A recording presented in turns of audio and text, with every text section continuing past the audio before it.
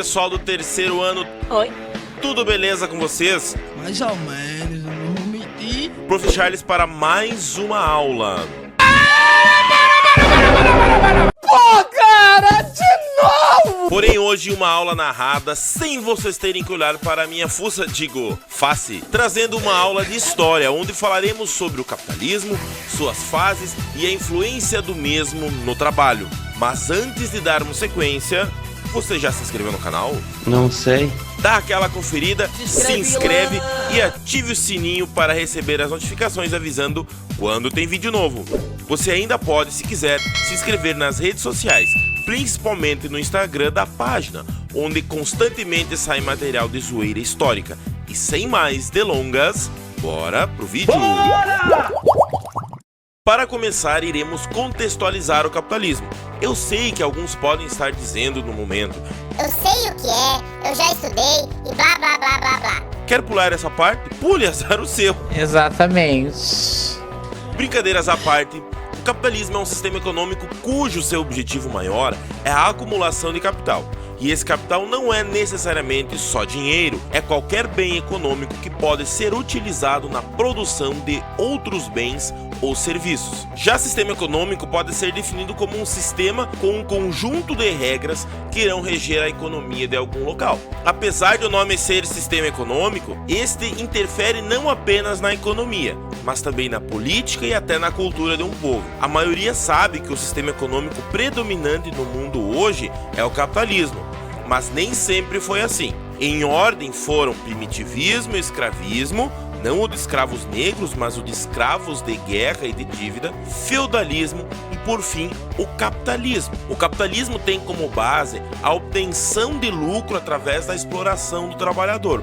Ou seja, é onde o trabalhador, não tendo recursos para produzir sozinho ou explorar outro, vende a sua força de trabalho em troca de dinheiro. O início do sistema capitalista deu-se entre o século XV e XVIII, através da acumulação de capital por meio do lucro advindo do comércio e pela exploração do trabalho humano, seja assalariado ou escravo, denominado o capitalismo comercial ou mercantil, por alguns até conhecido como pré-capitalismo. De meados do século XVIII, com o advento da máquina a vapor, do tear mecânico e outras tecnologias, surge a Revolução Industrial. A mesma iniciou na Inglaterra por volta da década de 1760, quando o homem passou a comprar o trabalho de outro homem em troca de salário. O capitalismo financeiro, também conhecido como capitalismo monopolista, é a fase do sistema capitalista caracterizada pelo crescimento da especulação financeira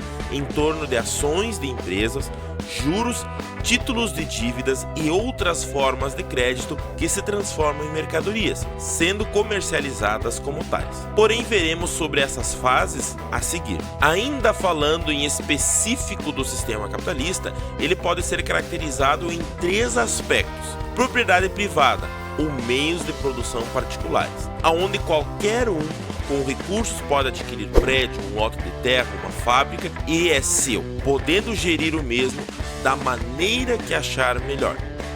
Trabalho assalariado, onde o trabalhador troca sua força de trabalho, físico e ou mental, em troca de um salário.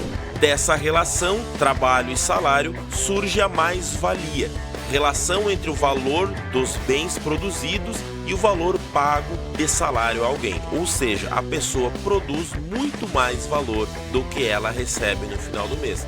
Termo este cunhado por Karl Marx. Livre iniciativa sobre a planificação estatal. Significa que dentro do capitalismo, a livre iniciativa é um princípio que estabelece a possibilidade de um cidadão comum participar do mercado sem a necessidade de autorização ou aprovação do Estado. Ou seja, uma pessoa tem a possibilidade de abrir uma empresa, vender um produto e negociar o preço que lhe for mais justo sem a porra do Estado meter o bedelho. Dando sequência na nossa aula, iremos juntos acompanhar este belo infográfico que retrata as fases do capitalismo e nos ajudará a entender melhor este processo. O capitalismo é um sistema econômico que se desenvolveu na Europa com a crise do feudalismo e se expandiu econômica e territorialmente pelo mundo a partir do século XVI. Desde então vem se transformando. Passou por diversas etapas marcadas por características diferentes no que tange às relações de produção e de trabalho, as tecnologias empregadas e as doutrinas que orientam seu funcionamento. É também chamado de economia de mercado. Capitalismo comercial ou mercantil. Surgiu com os estados nacionais absolutistas, no início Portugal e Espanha, depois Inglaterra, Países Baixos, a Holanda e França, e vigorou durante o capitalismo comercial. Defendia a intervenção do Estado na economia e o protecionismo econômico, leis alfandegárias. Seus objetivos principais eram fortalecer o Estado e aumentar a riqueza nacional via acúmulo de metais preciosos, ouro ou prata, e obtenção de superávites comerciais, ou seja, vender mais do que comprar. Para seus teóricos, a riqueza vinha do comércio, circulação. Esse processo está ligado diretamente com as grandes navegações iniciadas por Portugal lá no início do século XV. Mas os fatos mais marcantes aqui são o Tratado de Tordesilhas, de 1494, onde Portugal e Espanha dividem basicamente o mundo todo. Em 1498, a viagem de Vasco da Gama, que culminaria na chegada até as Índias, trazendo um grande lucro para Portugal. Ao longo do século XVI e XVII, temos então um processo de mundialização, vários povos entrando em contato e fazendo comércio entre si. A utilização do trabalho escravo nas colônias europeias aqui na América, além da acumulação primitiva de capitais na Europa, que, lembrando, para a época, rica era a nação que tivesse muitos metais preciosos. E já no final do século XVII, mais precisamente em 1688, teremos a Revolução Gloriosa na Inglaterra, onde marca o fim do poder absolutista naquele país, além de servir de base para o que viria a seguir. Capitalismo industrial e o liberalismo. Criticava o absolutismo e o mercantilismo. Defendia, no plano político, a democracia representativa, a independência dos três poderes, executivo, legislativo e judiciário, e a liberdade do indivíduo. E no econômico, o direito à propriedade, a livre iniciativa e a concorrência. Era contra a intervenção do Estado na economia e favorável à livre ação das forças do mercado. Para seus teóricos, a riqueza vinha da indústria, da produção. O maior teórico do liberalismo no campo da economia era Adam Smith. No início, Grã-Bretanha, depois Estados Unidos, França, Alemanha e Japão adotaram a mesma forma de economia. Os principais acontecimentos desse período destacamos entre os anos de 1765 e 1785 o aperfeiçoamento da máquina a vapor por James Watt, ou James Watt na Inglaterra, utilização do carvão mineral, que possibilitava muito mais energia que o carvão vegetal, indústrias inovadoras como a têxtil, a siderúrgica e a naval, além da disseminação do trabalho assalariado, e a partir de 1776, a independência dos Estados Unidos. Iniciava assim um processo de independência das colônias americanas. E o Brasil, em 1822, também se torna independente. Na sequência, dando continuidade às fases do capitalismo, temos o capitalismo financeiro e o keynesianismo. No começo do século XX, o capitalismo foi caracterizado pelo liberalismo, ou seja, uma situação na qual a interferência do governo nos assuntos da economia era mínima. Após a crise de 29, o Estado passa a interferir nas atividades econômicas em muitos países, seguindo os fundamentos do keynesianismo, é a teoria econômica consolidada pelo economista inglês John Maynard Keynes. Por exemplo, nos Estados Unidos, o presidente Franklin Roosevelt implementa em 1933 o New Deal, novo acordo, um programa econômico e social que introduz o subsídio de desemprego, ou seja, ele vai ajudar os carentes, vai criar obras públicas para ter mais empregos, surgindo um estado de bem-estar social. Criticava o pensamento econômico clássico e o princípio da mão invisível, no suposto equilíbrio espontâneo do mercado. Por isso, defendia a intervenção do Estado na economia para evitar crises de superprodução, como foi em 1929. O keynesianismo propunha o aumento dos gastos públicos como mecanismo para estimular o crescimento econômico e a geração de empregos. Temos o famoso sistema de bem-estar social. John Keynes viveu entre 1883 e 1946. É um economista inglês, o mais importante até meados do século XX, onde ele influenciou as políticas de recuperação da crise de 29. Implantando o keynesianismo, os Estados Unidos emerge como uma potência, seguido por Alemanha, Japão e já a Grã-Bretanha perde sua influência. Entre os fatos que marcam esta fase capitalista, a gente vai ter, na segunda metade do século XIX, a segunda revolução industrial, onde surgem inovações como a utilização do petróleo e da eletricidade, indústrias inovadoras como a petroquímica, elétrica e automobilística, além da expansão mundial do processo de industrialização.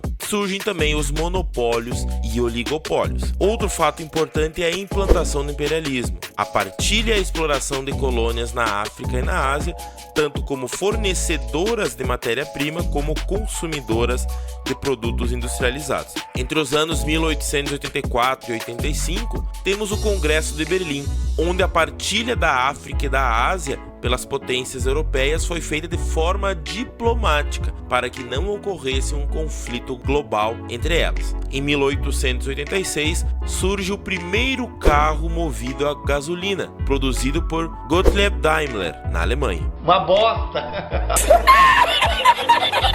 Em 1914 e 1918, o Congresso de Berlim, no final das contas, não vai surtir efeito, eclodindo então o primeiro conflito global, a Primeira Guerra Mundial. Em 1929, após 11 anos de estabilidade do pós-guerra e uma produção desenfreada, maior do que o consumo, temos a crise econômica mundial, que servirá para o surgimento de governos mais fortes em vários lugares do mundo, como os Estados Unidos, Alemanha, Japão, Itália e inclusive o Brasil. Entre os anos de 1939 e 45, como consequência direta dos eventos da Primeira Guerra e da crise de 29, eclode na Europa a Segunda Guerra Mundial.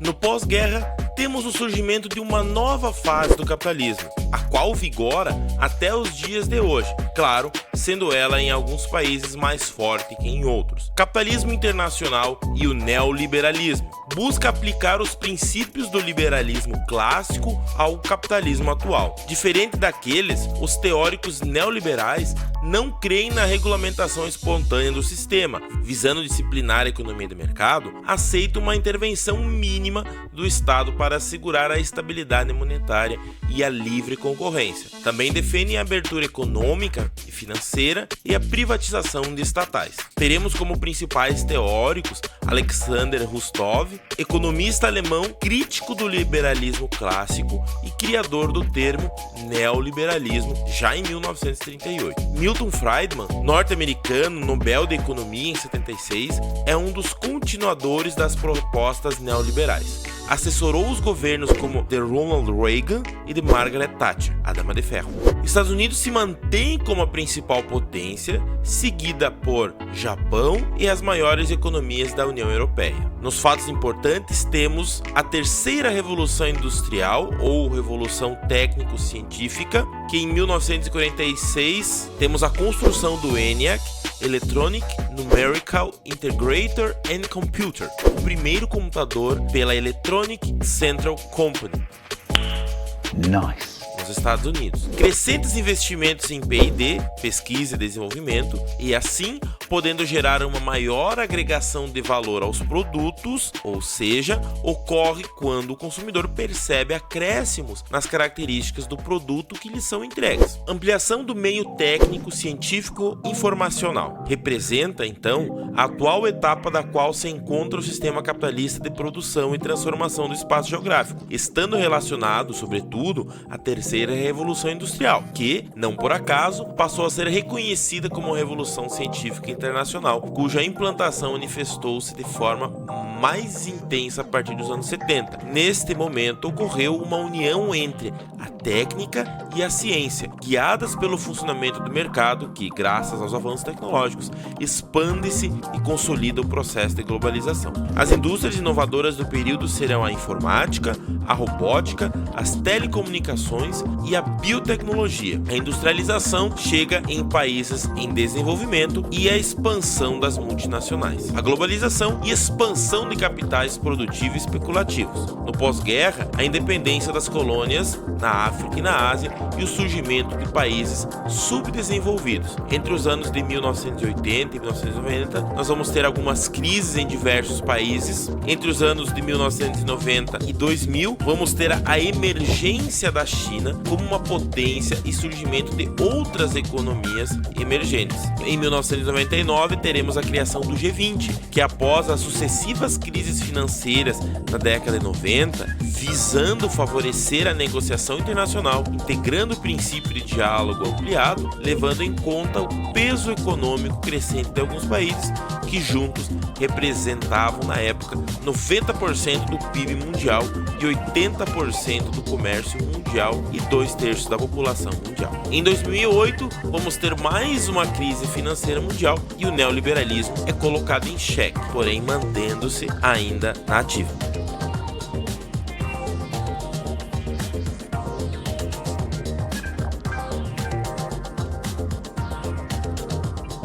A partir dos anos 1970 e 1980, a presença de um Estado forte foi ficando cada vez menos necessária, principalmente com o fim da União Soviética e, consequentemente, da Guerra Fria. O keynesianismo dava lugar ao neoliberalismo baseado em teorias formuladas por teóricos como o economista ucraniano Ludwig von Mises e o economista austríaco Friedrich Hayek. A teoria neoliberal surge para opor-se à teoria keynesiana de bem-estar social e propõe uma nova leitura da parte econômica do liberalismo clássico, tendo como base uma visão econômica conservadora que pretende diminuir ao máximo a participação do Estado na economia. Então, a partir da implementação do neoliberalismo, teremos algumas consequências da diminuição do Estado, como uma maior participação na proteção e no acúmulo do capital. Os neoliberalistas têm algumas justificativas para quererem ajustar o direito do trabalho. Vamos a elas. Avanços tecnológicos e o emprego. Graças a avanços tecnológicos alcançados durante a Guerra Fria, puderam melhorar na forma de produzir com qualidade e até no processo de produção com automação, alegando assim que as máquinas estavam suprindo as necessidades de mão de obra. Para garantir a crescente necessidade por mais emprego, deveria-se haver algumas adequações. Porém, enquanto se perdem algumas profissões, empregos, outras são criadas. Então, existindo aí uma adequação que não valida essa justificativa. A concorrência mundial. Para que os produtos internos sejam mais competitivos com o que vem de fora, por exemplo, a China, onde a mão de obra é muito barata, especializada e qualificada, deve-se, segundo os neoliberais, focar no gerenciamento do custo da mão de obra para manter determinado produto no mercado. Porém, pode o governo criar proteções tributárias, desde que essas não interfiram nas relações econômicas entre os países, colocando taxas muito elevadas, ou reduzir tributos sobre os produtos nacionais, deixando eles mais competitivos com os que vêm de fora. A reestruturação empresarial. A partir dos anos 70, o toyotismo substituiu o modelo fordista-taylorista de produção e, junto a isso, a terceirização ganha seu espaço. A ordem é flexibilizar. Por definição, a relação de emprego é uma relação bilateral que se estabelece quando uma pessoa física presta serviços de forma pessoal, onerosa, não eventual e subordinada para uma outra pessoa física ou jurídica que admite, assalaria e dirige tal prestação de serviços. Por sua vez, a terceirização é um fenômeno através do qual os requisitos dessa relação se dividem entre mais de uma pessoa jurídica. O trabalhador presta trabalho para uma pessoa jurídica, empresa tomadora, mas seu vínculo de emprego se forma com outra pessoa jurídica, a empresa fornecedora de mão de obra. Há, pois, um rompimento com o padrão de relação emprego. Segundo Neves Delgado, aponta que existem duas modalidades de terceirização. A primeira é a terceirização de serviços, através do qual a empresa tomadora incorpora em seus quadros de trabalho de terceiros, ou seja, dos empregados contratados pela empresa terceirizante, também conhecida como terceirização interna. A segunda modalidade é a terceirização de atividades, através da qual uma empresa transfere a outra determinada atividade atividade ou etapa da produção do bem ou do serviço, também conhecida por terceirização externa ou terceirização empresarial. Que tipos de efeitos causa essa terceirização? Para os empreendedores, obviamente, menos custo com mão de obra, segundo eles, assim podendo contratar mais gente. Porém, para os trabalhadores, existe uma precarização dos direitos trabalhistas e a redução das garantias. A terceirização não gera qualquer tipo de benefício para o trabalhador, a não ser em caso de ser desempregado, quando o pouco é melhor que nada. Um exemplo dessa precarização dos direitos trabalhistas nós temos aqui. Na esfera pública, há registro de que em 2002, os empregados do setor de limpeza da cidade de São Paulo recebiam em torno de R$800. Em 2009, os trabalhadores terceirizados contratados para realizar o mesmo trabalho recebiam em torno de 520. Na mesma esteira, em 2001, os promotores responsáveis e demonstradores de merchandising da Baixada Santista recebiam em torno de R$1.500, mais ajuda de custo e ticket refeição de R$12. Em 2009, o trabalhador terceirizado contratado para o mesmo trabalho recebia em torno de R$550 e ticket refeição de R$7. A reestruturação empresarial e a terceirização, concebidas em um mundo corporativo embevecido pelas ideias neoliberais, têm a declarada intenção de reduzir os custos da mão de obra, atendendo única e exclusivamente os interesses do capital. Isso traz, além da precarização dos direitos trabalhistas, isso traz um custo social pela não participação desse trabalhador terceirizado em um grupo, da sua não valorização como funcionário. Eles acabam adoecendo mais, tanto físico quanto psicologicamente, além de muitas vezes o trabalhador terceirizado ser visto como menor e também visto como um rival, um possível concorrente a uma vaga de emprego, surgindo então um ambiente hostil. Isso traz um custo social, porque essas pessoas vão adoecer mais, elas vão estar afastadas do mercado de trabalho, o que gera um problema a médio e longo prazo. A globalização tem um papel fundamental no processo de implantação do neoliberalismo. A globalização esta que, para muitos historiadores, surge na época das grandes navegações, onde de forma precária conectou os povos dos 5 continentes habitados. Mas é inegável que a mesma consolidou-se na segunda metade do século XX, principalmente após a queda da União Soviética e, consequentemente, o fim da Guerra Fria. Mas vale lembrar que o processo globalizatório ganha ainda mais força com o surgimento da internet e a possibilidade de maiores conexões entre os mercados consumidores. Ainda graças à globalização, o processo de terceirização é ainda mais facilitado, onde indústrias terceirizam partes de sua produção para agilizar o processo produtivo, além de economizarem com mão de obra.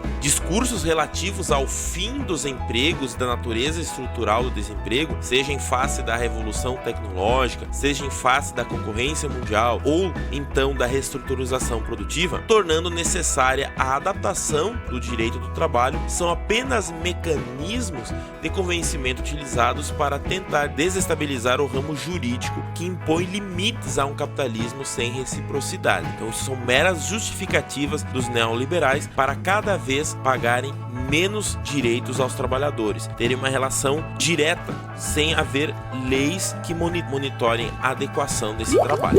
Espero que tenham curtido essa aula diferenciada, com utilização de recursos variados, sendo mais narrada, mas aparecendo várias imagens, sim, para vocês terem uma interação. Se gostaram, não esqueçam de deixar um like no vídeo. Se caso ficou alguma dúvida, iremos tirá-la na próxima aula, onde tiraremos só dúvidas da mesma. Então façam as suas anotações para na hora da aula a gente sanar elas. Aquele abraço, valeu, falou e tchau!